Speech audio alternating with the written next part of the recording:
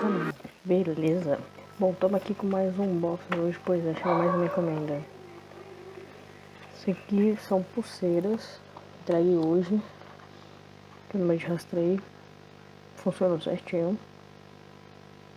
Beleza? Bom, ela chegou aqui no Brasil dia 21/12 e chegou aqui em casa só hoje, dia 25/3/2015. Demorou uns 94 dias. Já tem minha casa.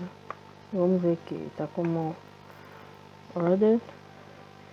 Foi declarado $3 e 49 cents. Certinho. Aqui a fotinha delas.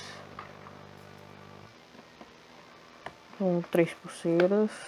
Aqui, deixa eu colocar aí. Duas dessas e uma dessa aqui. Certinho. Bom, então vamos abrir. Eita, cuidado. Então.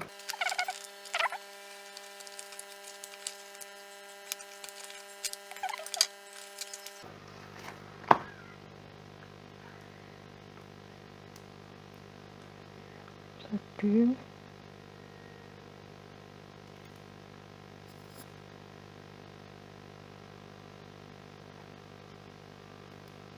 Aqui é assim mesmo.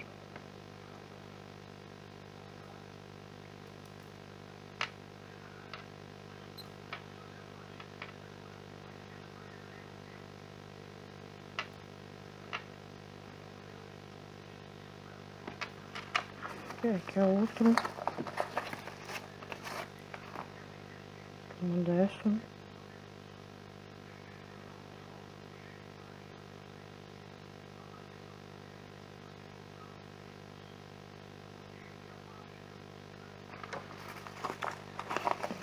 Olha.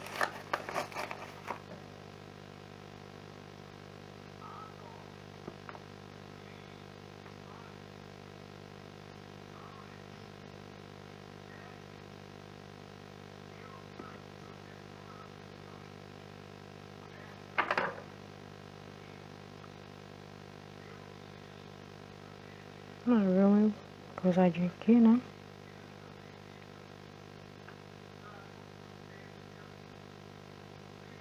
Não, mas pelo menos chegou. Então é isso, galera. Essas aqui são as 3 pulseirinhas aí.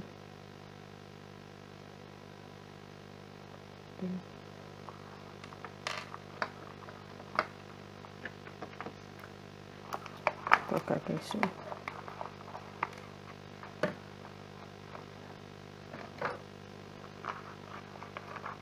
Tá. Beleza, essas aqui foram as 3 pulseirinhas que chegou. E é isso, galera. Vou colocar o link na descrição. Então dá um curtir aí. Gostou do vídeo? Se não gostou também dá. Compartilha. Se inscreve no canal se não é inscrito. E valeu!